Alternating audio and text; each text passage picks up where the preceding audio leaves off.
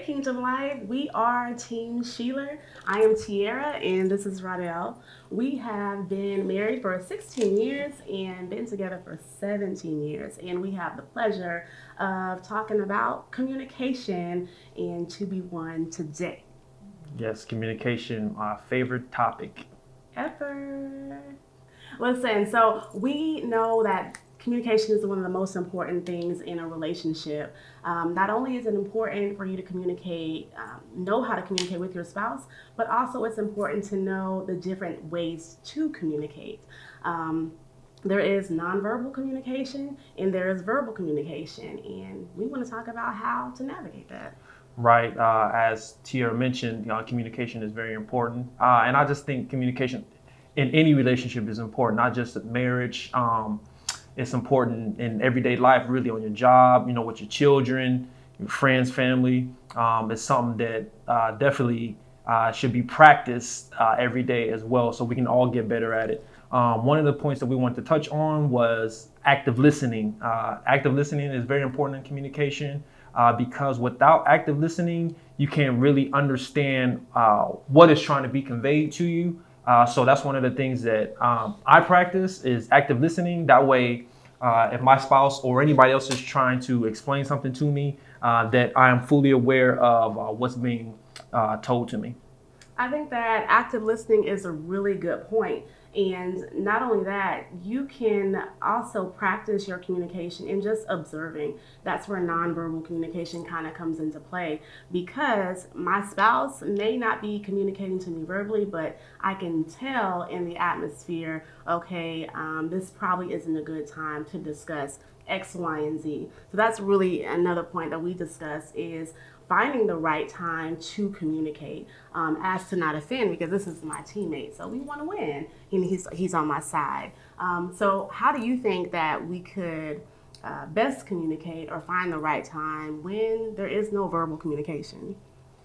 I think kind of touching on the nonverbal communication thing is body language. You can tell right away if a person is ready to communicate with you by their body language. So I think it's very important that when you are communicating, especially if it's something of importance, that you have good body language because if I'm communicating with my wife and I'm trying to explain something to her and I see her, she's staring off or, her body language is just bad, it's going to make me completely shut down. And it might turn into, heated fellowship. And that's what we're trying to avoid. So I think body language is another practice of good communication within the relationship as well. I agree. It's just about knowing who you are with and understanding one another. Again, you don't want there to be any type of confusion, and just always want to remember that we're on the same team.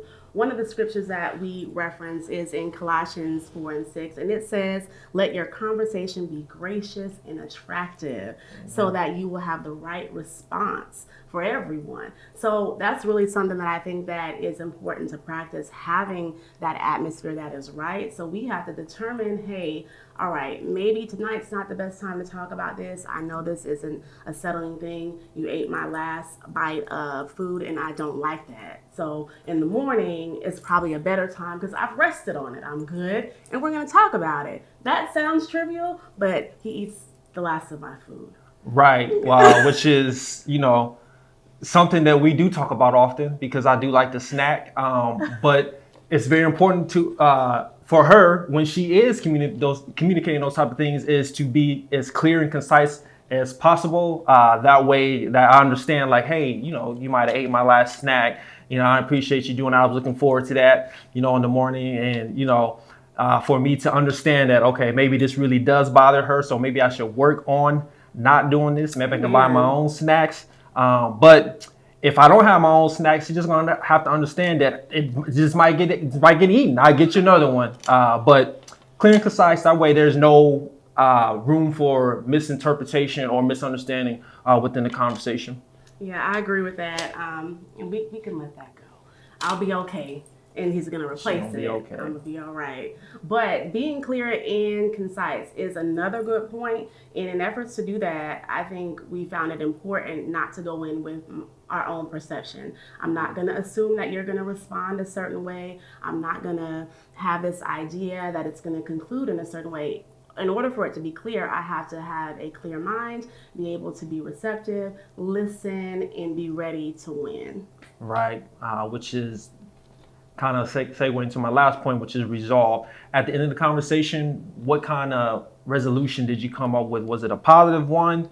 You know, did you get your point across to your spouse in a positive way, or was it a negative ending to the conversation?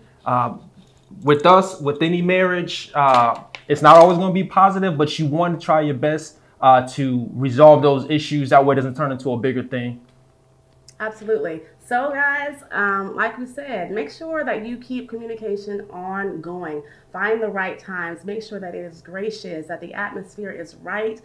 Find the right time. But nonetheless, never leave one another in the dark. Communicate. We on the same team. Same team.